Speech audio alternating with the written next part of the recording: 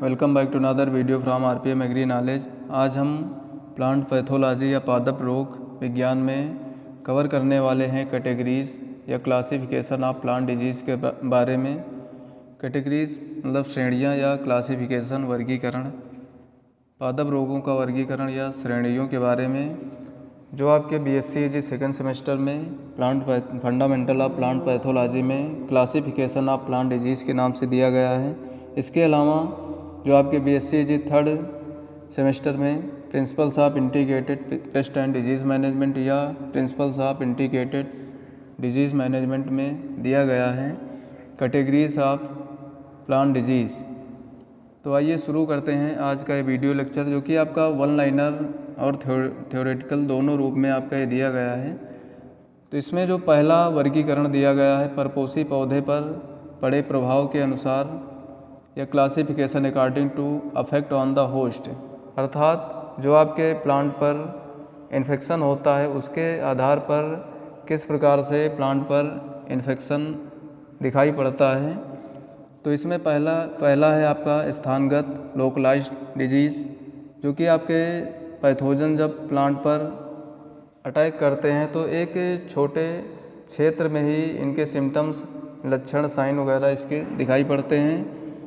अर्थात जहाँ पर भी किसी भी पार्ट पर प्लांट के अगर इन्फेक्शन होता है तो उसके एक पर्टिकुलर एरियाज़ को ही कवर करते हैं, ये आपके पूरे प्लांट पर नहीं फैलते हैं। जैसे आपका गेहूं का किट या रस्ट ऑफ व्हीट, ये डिजीज़ आ जाता है उदाहरण के तौर पर। दूसरा है आपका सर्वांगी रोग या सिस्टमिक डिजीज़। इसमें जब रोगजनक अटैक करता है तो आपके प्लांट के संपूर्ण ऊतक को ये संक्रमित कर देता है, इन्फेक्टेड कर देता है, प्रभावित करता है। इससे आपके जो पौधा है पूरी तरीके से क्षतिग्रस्त हो जाता है। इसमें स्टेम है हो या फिर आपका लीफ हो, सब पर इसका प्रभाव देखा ही पड़ता है। उदाहरण के रूप में इसमें विल्ट है, इस विल्ट में क्या होता है आपका पूरा पौधा ही सूख जाता है, या प्लांट आपका बौनापन हो आ जाए, आपका पूरा पौधा छोटा पड़ जाए। तो इसमें क्या होता है आपके पूरे प्लांट के ऊपर जो इन्फेक्शन होता है उसका प्रभाव दिखाई पड़ता है। दूसरा है आपका क्लासिफिकेशन रोग लक्षणों एवं चिन्हों के अनुसार वर्गीकरण, classification according to disease symptoms and sign.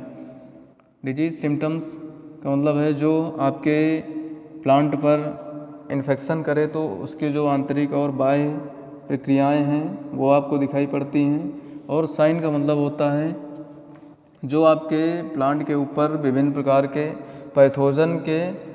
Pathogen ही या उनके कोई पार्ट प्लांट के ऊपर आपको दिखाई पड़े तो वो आपका डिजीज साइन कहलाता है।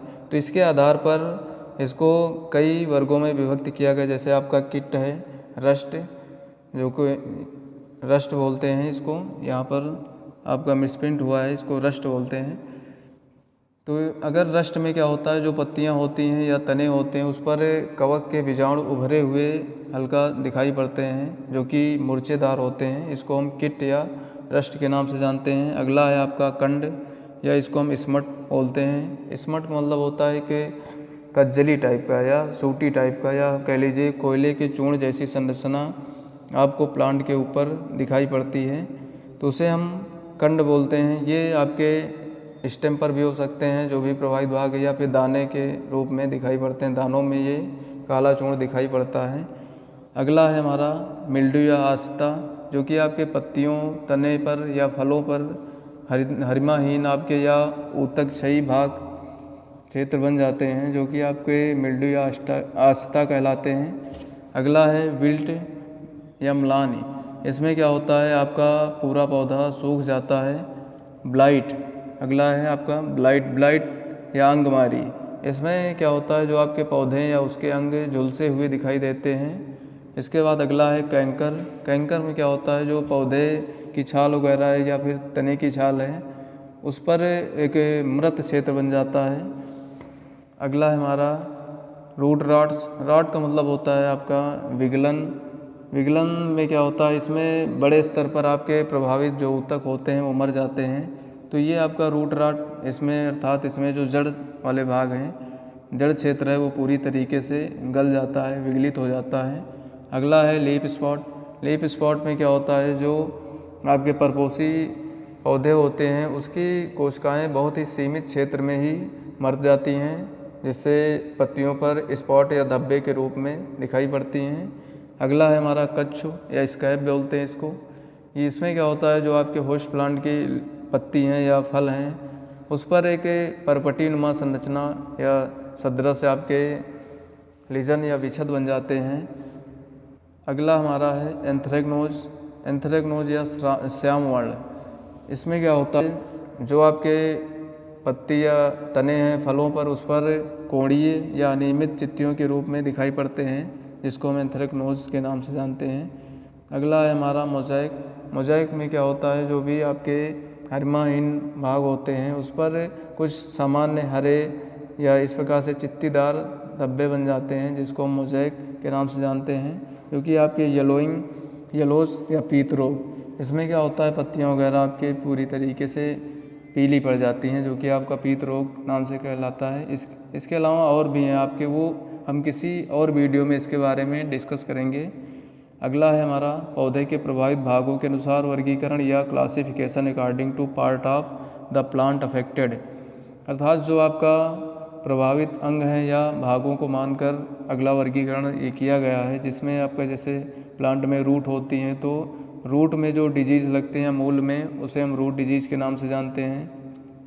अगला है आपका स्टेम या स्तंभ, तना या स्तंभ रोग अर्थात स्टेम डिजीज़, अर्थात जो तने वाले पार्ट में आपको डिजीज़ या रोग दिखाई पड़ते हैं उसको हम तना या स्तंभ रोग के नाम से जानते हैं। अगला है हमारा पर्णीय रोग या फोलियर डिजीज़, अर्थात जो पौधे की पत्तियों पर रोग दिखाई पड़ते हैं उसे हम फोलियर डिजीज़ या पर्णीय रोग के नाम से जानते हैं। इसके अलावा जो आपके प्लांट में फल लगते हैं, अगर फलों पर कोई रोग होता है तो उसे हम फ्रूट डिजीज़ या फल रोग के नाम से जानते हैं।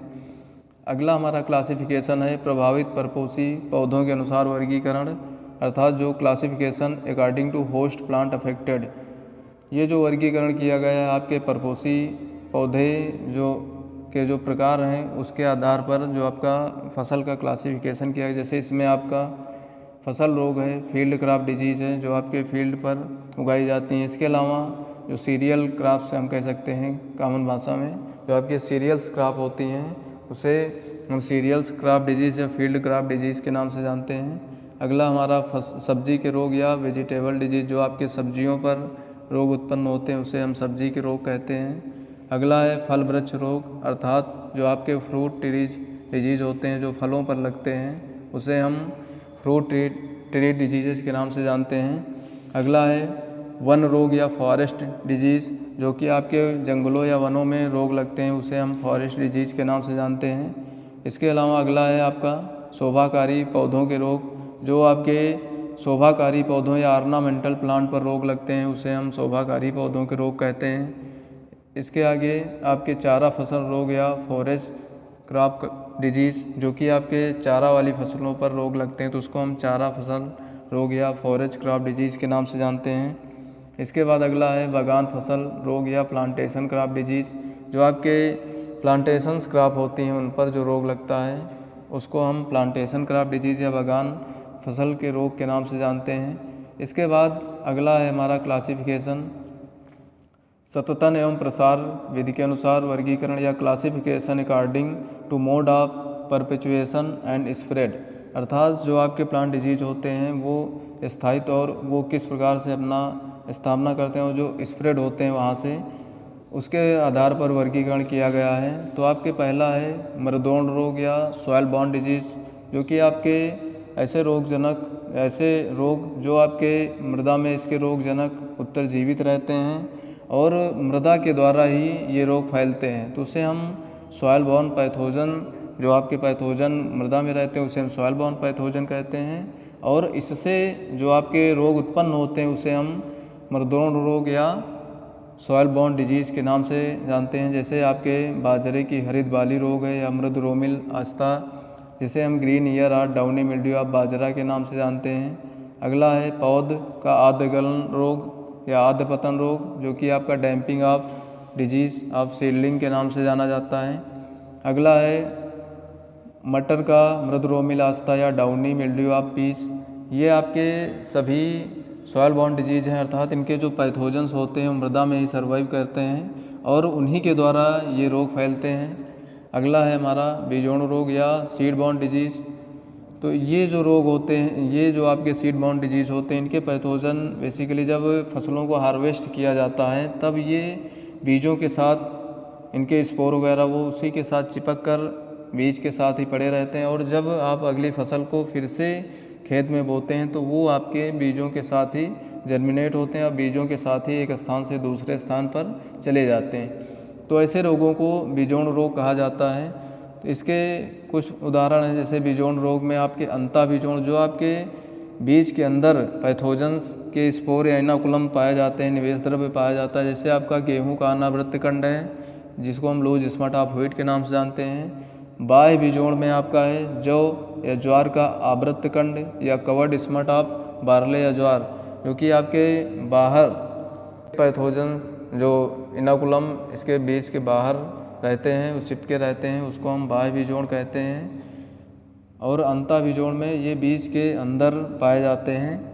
तो इससे भी आपके क्वेश्चन पूछे जाते हैं। यहाँ पर अंता बीजाणु में आपका गेहूं का अनावृत कंड याद रखना, और बाह्य बीजाणु में जौ और ज्वार का आवृत कंड या जो आपके कवर्ड स्मट वाले हैं वो सब आपके बाह्य बीजाणु रोग हैं, और अनावृत कंड वाले हैं वो आपके अंता बीजाणु वाले रोग हैं। अगला है वातोण रोग या एयरबॉर्न डिजीज़।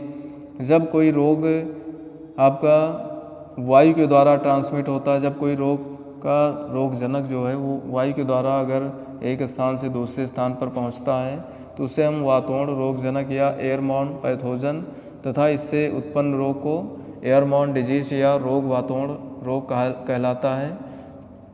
इसमें आपके एग्जाम्पल के रूप में रस्ट ऑफ व्हीट या गेहूं का कीट रोग होता है, क्योंकि इसके पैथोजेंस जो आपके एक स्थान से दूसरे स्थान पर हवा के माध्यम से आते जाते रहते हैं, क्योंकि आपके इसमें जो पक्सीनिया जो इस पर डिजीज़ काज करता है वो यहाँ पर नहीं पाया जाता है। ये पहाड़ी इलाकों पर बर्बेरिस महोनिया या महो बर्बेरिस के प्लांट पर पाया जाता है, और वहाँ से फिर ये हवा के माध्यम से अपने यहाँ यूपी है, हिमाचल प्रदेश है, वहाँ पर ट्रांसमिट होते हैं और यहाँ पर ये डिजीज़ काज करते हैं।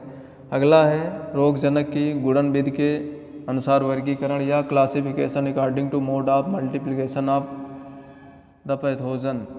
ये जो आपके डिजीज़ होते हैं ये रोगजनक के गुणन विधि के आधार पर दिया गया है।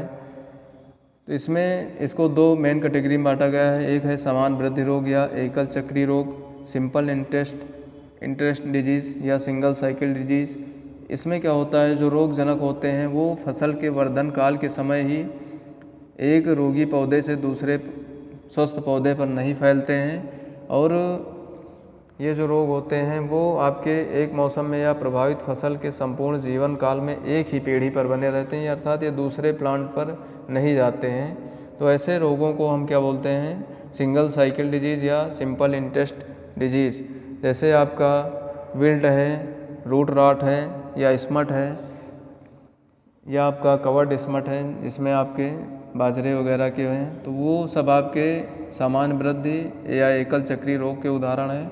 अगला है आपका चक्रवर्ती वृद्धि रोग या बहुचक्री रोग। इसमें क्या होता है, रोगजनक जो होते हैं वो वर्धन काल के समय रोगी पौधे से स्वस्थ पौधों पर सुगमता से फैलते हैं, और अपनी जो संपूर्ण साइकिल जीवन चक्र है वो अनेक पीढ़ियों को अपनी फसल पर बनाते रहते हैं। तो इसके उदाहरण के रूप में आपका जैसे लेड ब्लाइट आपका है आलू में जो लगता है, या फिर आपके गेहूं का रस्ट है, जो कि आप देखते होंगे कि अगर आपके फील्ड पर कहीं पर भी लेड ब्लाइट ऑफ पोटैटो या आलू का पछेती झुलसा रोग लगता है तो वो आपकी पूरी फसल को ही समाप्त कर देता है। या रस्ट वगैरह लगता है तो आपके एक स्थान से दूसरे स्थान पर या एक प्लांट से दूसरे प्लांट पर भी फैल जाता है। इसके बाद अगला क्लासिफिकेशन आपका है प्राप्त स्थान अथवा घटना के अनुसार पादप रोगों का वर्गीकरण। Classification of plant disease according to occurrence, अर्थात जो आपके प्राप्त स्थान के आधार पर अगर क्लासिफिकेशन किया गया है, जो कि विशेष क्षेत्रीय या स्थानिक मारी, जिसको हम एंडेमिक डिजीज़ के नाम से जानते हैं, ये पहला डिजीज़ है। इसमें एंडेमिक का मतलब होता है, ये आपके ग्रीक वर्ड से मिलकर बना है। इनका मतलब इन या में डिमोस मीन्स पीपुल या जन से मिलकर बना हुआ है। इसका मतलब होता है कि एक विशेष देश या किसी भी क्षेत्र में सीमित मात्रा में होता है। अर्थात इसमें जब कोई रोग होता है तो एक विशेष देश या किसी भूभाग पर निरंतर एक वर्ष से दूसरे वर्ष में सामान्य रूप से लेकर उग्र रूप में ये उपस्थित रहता है और उस क्षेत्र के लिए ये विशेष क्षेत्रीय रोग कहलाता है। अर्थात जैसे कोई भी व्यक्ति है वो वहाँ पर धीरे धीरे रहने लगता है तो हर बार अभी यहाँ पर जो भी डिजीज़ है वो एक वर्ष से दूसरे वर्ष कभी ज़्यादा आ जाता है, कभी उग्र अवस्था में हो जाता है, कभी कभी ये सामान्य अवस्था में ज़्यादा प्लांट को इन्फेक्टेड नहीं करता है। तो ये आपका विशेष क्षेत्रीय या स्थानिक बीमारी रोग कहलाता है, जो कि हमेशा के उस क्षेत्र के लिए ये स्थायी रूप में देखने को मिलता है।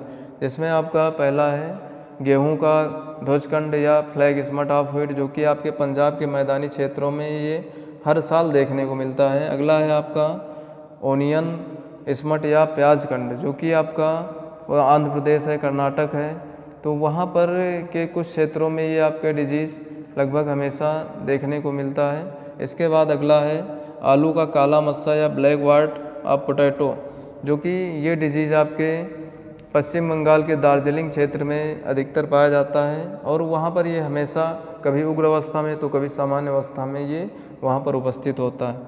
अगला है आपका सिट्रस डिजीज या सिट्रस कैंकर, जो कि आपके नींबू में लगता है। ये भी आपके एशियाई देश हैं, वहाँ पर ये सभी जगह जो एशिया के कंट्रीज़ हैं वहाँ पर ये डिजीज़ हमेशा के लिए यहाँ पर विद्यमान हो गया है। अगला है आपका दूसरा डिजीज़ महामारी या पादप महामारी रोग, जिसको हम एपिडेमिक और एपीफाइटोटिक डिजीज़ के नाम से जानते हैं। एपिडेमिक का मतलब होता है, ये आपके ग्रीक शब्दों से मिलकर बना है।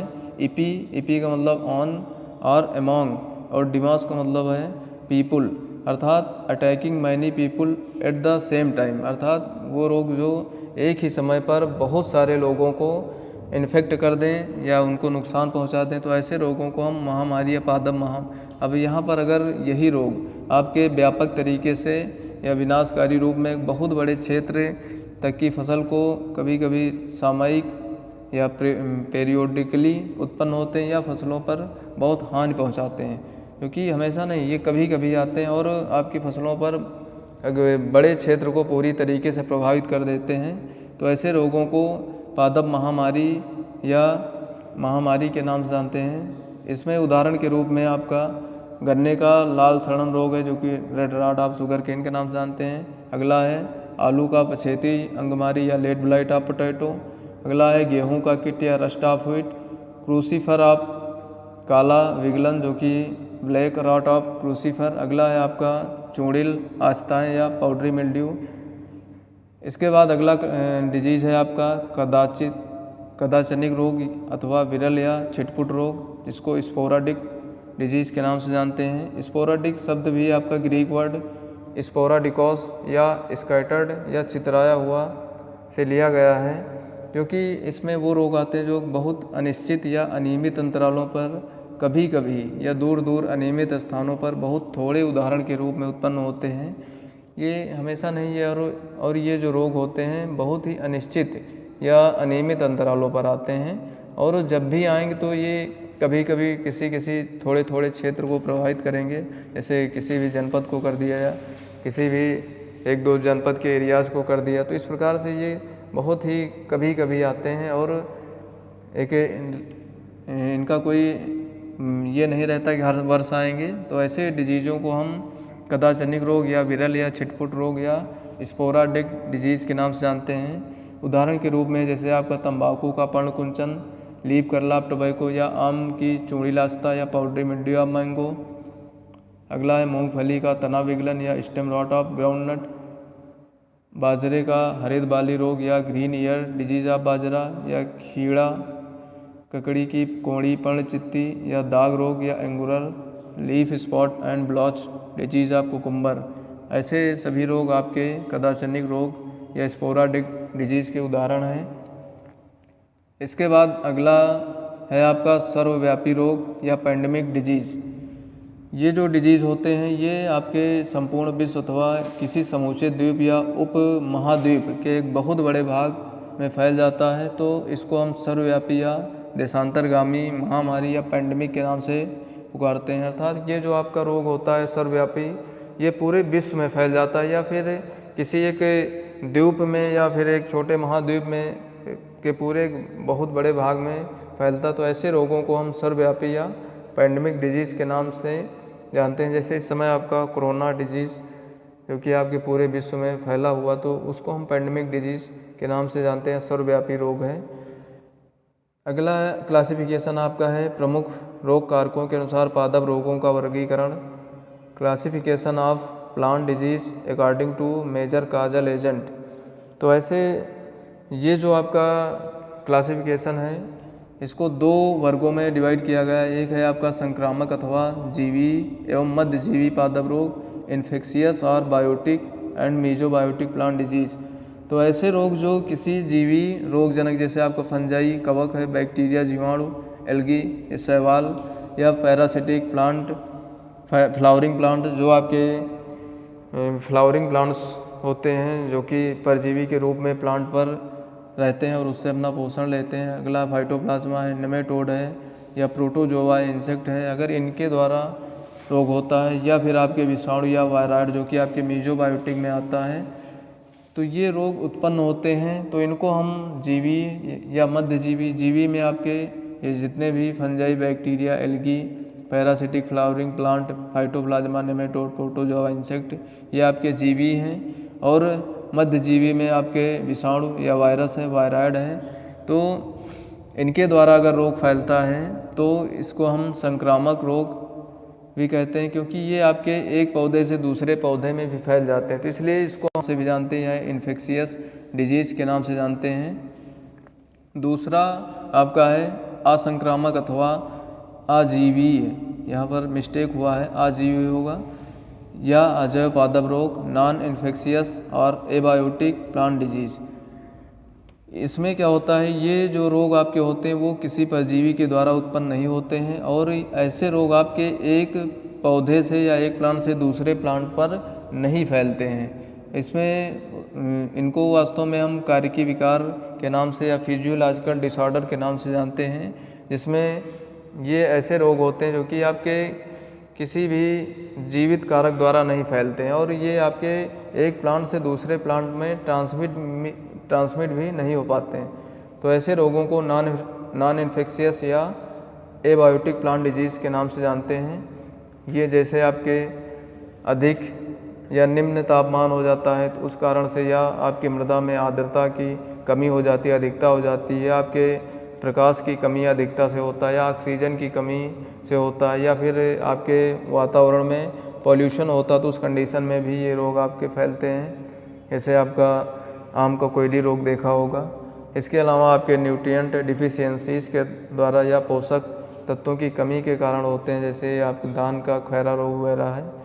इसके अलावा आपके मिनरल्स की टॉक्सिसिटीज़ के कारण या खनिज की अविशालता के कारण भी फैलते हैं, या एसिडिक या एल्कालिनिटी के कारण, या मृदा की अम्लता या क्षारता के कारण भी आपके जो प्लांट डिजीज़ होते हैं, या अधिक पीएच मान या कम पीएच मान पर डिजीज़ उत्पन्न होते हैं, या फिर आपके जो पेस्टिसाइड हैं उनकी विशालता के कारण विभिन्न प्रकार के पौधों पर आपके इन्फेक्शन दिखाई पड़ता है या प्रभावित आपके पौधे हो जाते हैं, या आप जो कल्चरल प्रैक्टिसेस करते हैं वो आप अनुचित तरीके से करते हैं तो उसके द्वारा आपके प्लांट क्षतिग्रस्त होते हैं। तो ये सभी आपके प्लांट डिजीज़ असंक्रामक अथवा आजीवी या अजैव पादप रोग कहलाते हैं। तो कैसा लगा हमारा आज का वीडियो कमेंट बॉक्स में ज़रूर बताएं। वीडियो को ज़्यादा से ज़्यादा लाइक करें, शेयर करें और चैनल को सब्सक्राइब करें। धन्यवाद।